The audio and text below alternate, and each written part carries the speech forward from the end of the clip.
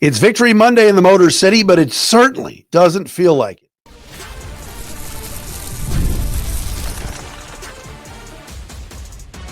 You are Locked On Lions, your daily Detroit Lions podcast. Part of the Locked On Podcast Network, your team every day. All right, here we go, everybody. Another week of Locked On Lions right here on the Locked On Podcast Network, your team every day. The Locked On Podcast Network, the number one sports podcast network. Matt Dery with you on a Monday, November 24th. Hey, Victory Monday. Lions won yesterday. What's up? It certainly doesn't feel like it. Oh my goodness gracious. Been flooded and inundated on social media, the YouTube page, everything else. Angry, upset Lion fans despite their 34-27 overtime win yesterday over the G-Men. Thanks for making us your first listen and checking us out wherever you get your podcasts. Locked On Lions for today is brought to you by Prize Picks. Download the Prize Picks app today. Use the code LOCKEDONNFL to get $50 in lineups after you play your first $5 lineup. We got the Pro Football Focus grades, PFF top 5 and bottom 5. Lions on offense and defense. We'll tell you about that from yesterday's win over the Giants. Got to get you an injury update. There's an Aidan Hutchinson question that is out there. One of the Giants offensive linemen spouting off after the game, talking about how he dominated Hutchinson. Many are discussing his performance from yesterday. We will get into that. Lions' next opponent can really play defense. The Lions faced the worst defense in the NFL yesterday in terms of yards allowed. This week, on Thursday, short week against the Packers, you're talking about an excellent Green Bay defense. We'll get into that coming up momentarily as well right here on Locked On Lions. But again, thanks for being with us, everybody. Shout out to our everydayers that are out there that watch or listen to the podcast daily. Got to give a shout out to my friends at the Downriver Chip Company. Met my guy, Lito Garza over the weekend. Lito, his wife, Anna, Karina, Downriver Chip Company, potato chip company. They are awesome. And got to give a shout out to Lito because he's a big Lions fan. Also, Ryan Dewan, podcast king. Shout out to him as well. All of our everydayers out there. Colin Eads. I saw Colin today. He loves Locked On Lions.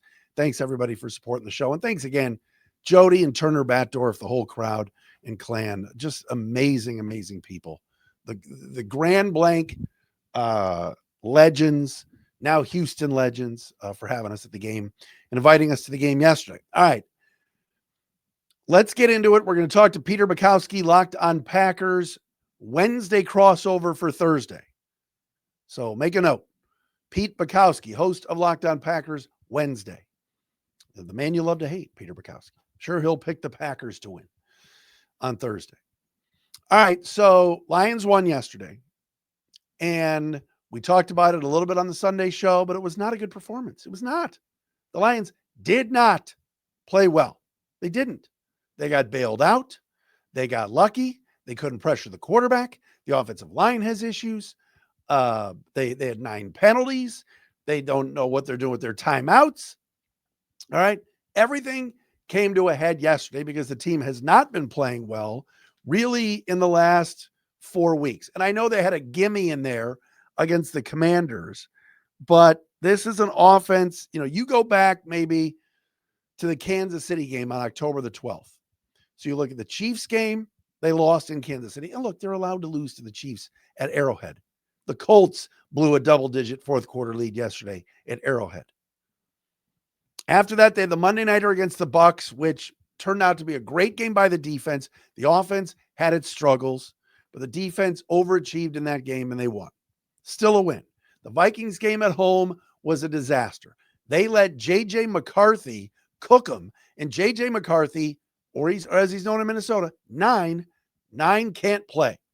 Look at his metrics. Look at the numbers. He is one of the worst starting quarterbacks in the league. And now he has a concussion. Then the Commanders game, which was like a scrimmage at Philly last Sunday. Ugly loss, although the defense, again, kept him in the game. And then this past Sunday, when everybody expected the Lions to cover the 10-point spread, the 13-point spread, it kept moving, especially with a third-string quarterback at the helm in one Jameis Winston. Jameis balled out. Guy threw for 366 yards. And he kind of posterized Derek Barnes on a receiving touchdown. Boy, if you're Derek Barnes, you never, ever, ever want to see that play again. With that being all said, the Lions, let me say this again and say it slowly. The Detroit Lions are 7-4. They're not 4-7. The season's not over. Oh, well, I heard somebody today, okay? I was at Fogo de Chão in Troy for lunch. I heard somebody say today at the beautiful market table, oh, they're not in the playoffs if the season ended today. That's true. If you look at the matchups right now, you look at the standings and the seedings right now, the Detroit Lions, yes, are not in the playoffs. Guess what? They're playing 6 more games. Green Bay and Dallas at home. The Rams on the road. Going to be hard. Going to be difficult. Rams are playing great football right now. Matthew Stafford has all day to throw the ball. Steelers at home. Anybody watch the Steelers yesterday? Mediocre team. At Minnesota, who could be just done by that point. December 25th, Christmas Day. And then at the Bears. You're going to get your shot at the Cardiac Bears. You're going to get your shot at the Bears that win every game by a field goal. Oh, by the way, the Bears have to play the Packers twice, San Francisco, Shador, hold it up, and the Lions, and Denver. So this is no walk in the park for the Bears down the stretch. The Lions are not 4-7. They're 7-4. I've been on this show and have hosted the show for 10 seasons. You guys have been with me since 2016, which I appreciate. This Detroit Lions team is good. They have good players. They're not playing well right now. They're in a bit of a funk. Jared Goff seems off. Amon-Ra St. Brown seems off. Can't get the ball to Jameson Williams.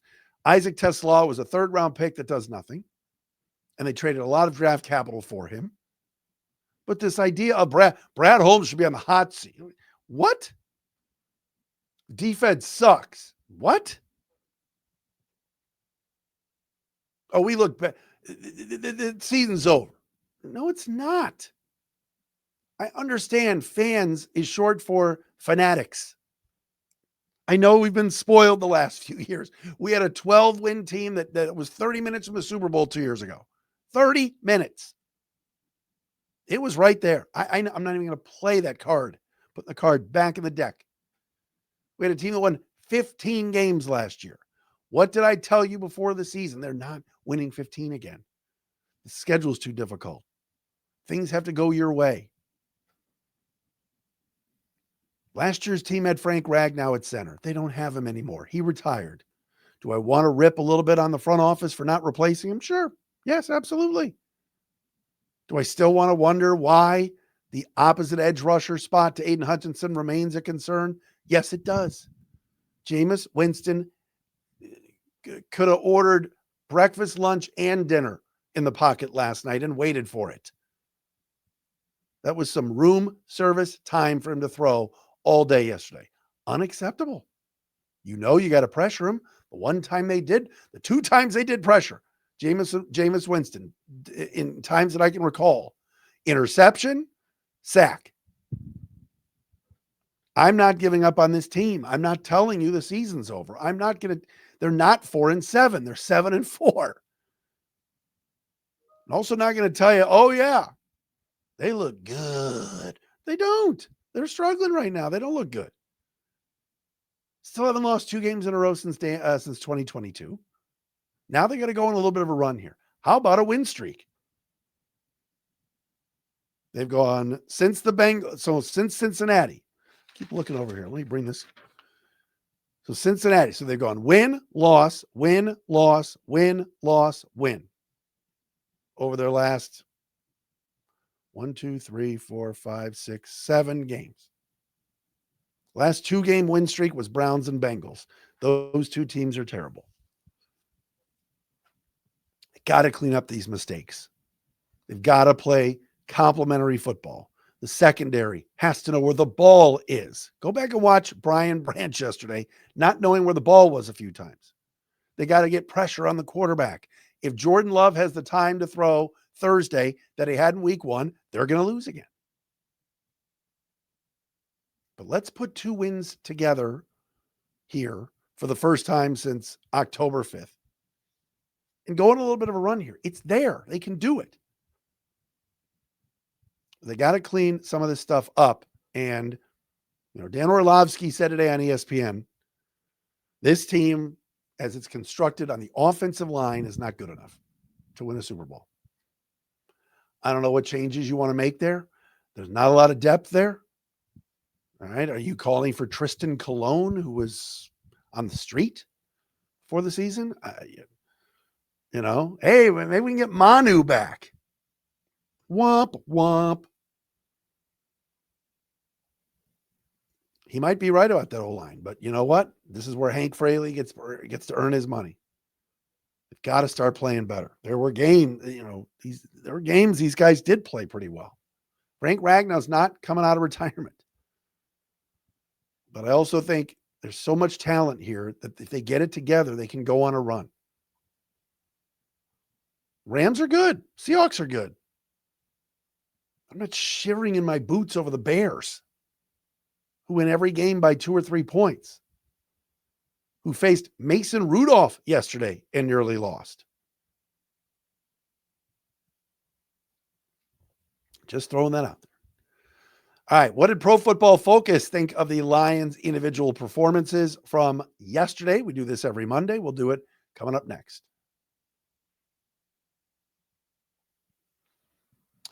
All right, everybody, Locked On Lions today brought to you by Prize Picks. The holiday season is one of the best times for sports. We got bowl games coming up, big basketball matchups, playoff pushes in the NFL. It's all happening at once. And while we're all making choices every day, one of the most fun places to make the right call is Prize Picks. Prize Picks is the easiest way to get in on daily fantasy. Just pick more or less on at least 2 player projections, lock in your lineup, and you're in the game. It's simple, fast, and available in 45 states. That includes Florida, Georgia, California, and Texas. You can choose from a huge range of unique stats: fantasy score, field goals attempted, free throws made, and basketball turnovers, whatever fits your strategy. And deposits and withdrawals are quick and easy, which keeps everything flowing. Download the Prize Picks app today, everybody. Use the code LOCKEDONNFL to get $50 in lineups after you play your first $5 lineup. That's code LOCKEDONNFL to get $50 in lineups after you play your first $5 lineup. Prize Picks, it's good to be right.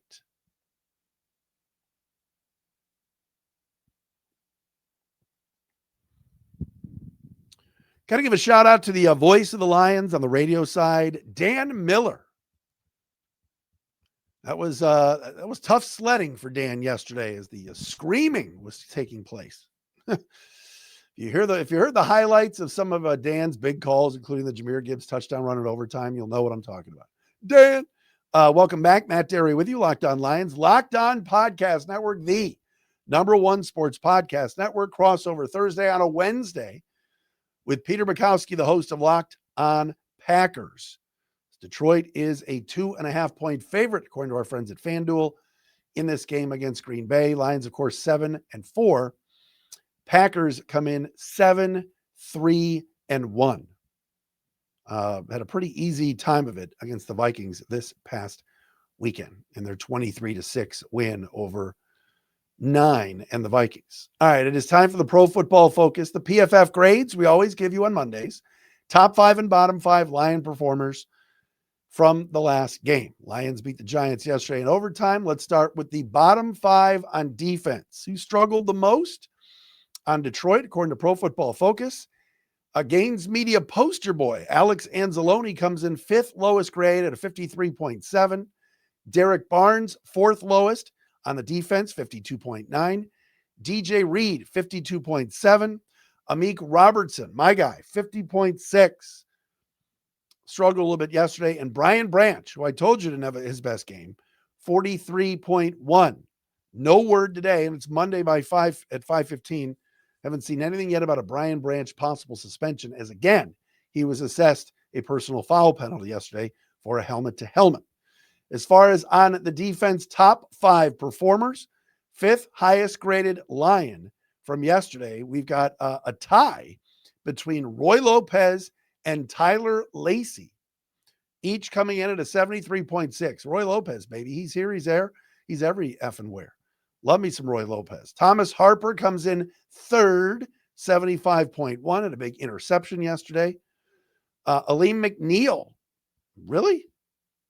75.3, 2nd highest graded defender on the Lions. Interesting. I didn't think Aleem had a great game, but 75.3 is pretty decent. Jack Campbell, highest graded Lion defender, 81.1.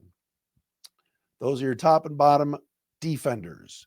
On offense, let's start with the best guys. The offensive high performers from yesterday's victory over the G-Men. Taylor Decker, 5th highest graded Lion on offense, 73.2. Jared Goff, 75.6. Penei Sewell comes in at an 87.1 grade. Jahmyr Gibbs, 91.4. I didn't think there'd be anybody higher than Jahmyr Gibbs, but there was. Amon-Ra St. Brown graded out at a 91.8, despite, of course, the drop pass that led to the interception, but still finished in PFF's mind pretty high at a 91.8. As far as the bottom 5 on offense, Brock Wright, 59.0. Dan Skipper, 58.6. Isaac Tesla, 29 snaps, 52.9, 3rd lowest grade. Jameson Williams, 49.6, 2nd lowest. And the lowest graded Lion on offense, the center, Graham Glasgow, 47.7. Those are your bottom 5 performers for the Lions on offense, and the top 5 as well. Aidan Hutchinson yesterday registered a big sack at the end of the game and finished yesterday's game, if I could just get to my screen back here, with a total of 6 pressures, 1 sack, 4 quarterback hits, 1 hurry, 4 tackles, 1 assist. His PFF grade was a 67.8, which is pretty low for him. After the game yesterday, Giants offensive lineman Jermaine Illuminor, starting right tackle, told the Athletics' Dan Duggan, quote, "How do I say this respectfully?" He was asked about Hutchinson's sack at the end of the game, and his quote was, "How do I say this respectfully? He did not do a damn thing all effing game. He strikes me as the type of guy who would try to celebrate that one play, but for most of the day, I was on an island with him, and he didn't do anything." End quote. He went on to say, "Obviously, I'm pissed about the last play, but at the same time, there's not much you can do. They know what you're going to do. He still tries to give me his best move. I run him by the quarterback. He just manages to run back upfield and get the sack." End quote. On Next Gen Stats says that Jameis Winston had the 2nd longest time to throw of any quarterback this week, 3.22 seconds. So the pass protection for the Giants was pretty good. And as I tweeted out during the game yesterday, Andrew Thomas, anytime I watched Hutchinson go at left tackle, Andrew Thomas, and he was on the right side more than the left, Thomas owned him. It was not Hutchinson's best game. In the clutch, when they needed him, at the end of the game, he got the sack. It was a big play. It ended the game. Jermaine Illuminor kind of took a shot at him. Illuminor did a good job. Jermaine, you've lost 6 straight games. You're 2-10. No one knows who you are. Aidan Hutchinson is an all-world edge rusher. He didn't have a good game yesterday. And there have been games this year that he hasn't been great. But for the most part, Aidan Hutchinson has been the best player on this defense. Maybe not named Jack Campbell. I think Jack Campbell is having a Pro Bowl year. So, a little trash talk after the game, a little bit of shrapnel being thrown after the game. Hutch, there is talk out there, And I heard Valeni and Rico talking about it today on the ticket. And don't go on YouTube. Oh, Valeni. Mike's entitled to his opinion. Mike, I think, and Rico, I think, are too hard on Hutch. All right. I think Mike today called him a PFF creation. I'm not going to say that. I expect a lot out of Aidan Hutchinson, and especially now that they're going to be paying him over $40 million a year. For most of yesterday's game, he was non-existent. But so was everybody else on that D-line. All right. It wasn't just Hutchinson that allowed Jameis to have the most time to throw of any quarterback, second most time of any quarterback yesterday. The entire defense is not getting home lately. They're not. Jalen Hurts had time to throw. Jameis Winston had time to throw. J.J. McCarthy a couple of weeks ago carved up that D-line. They've got to find somebody at the opposite edge to get home. And Lee McNeil has to have the type of performance that he had in the Tampa game. He was great in that game. And he was great on the last play too. But guys like Al-Qadim Muhammad and others have got to step up, and we've seen it. Calvin Shepard has put Aleem McNeil at edge rusher at times. Marcus Davenport, will he play on Thursday? Remains to be seen. But they've got to get him back and playing because they need more pressure. They're not getting enough pressure right now, and the O-line is allowing too much pressure. I mentioned the Packers coming up next. Let's get into that defense. They have been really, really good, and that could set up some problems for Thursday. We'll do that coming up next right here on a Monday, Locked On Lions.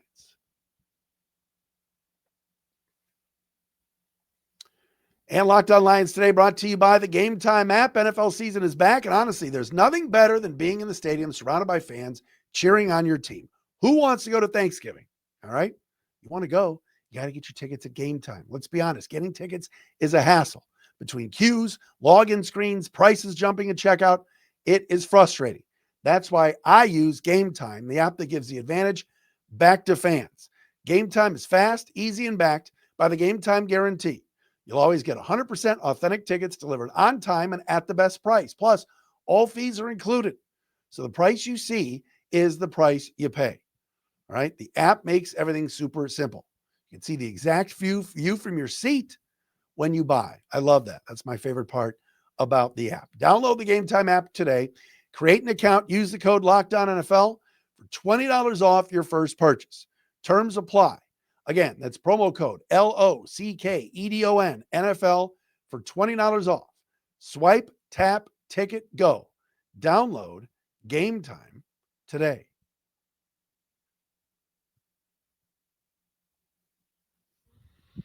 All right. Thursday, huge game.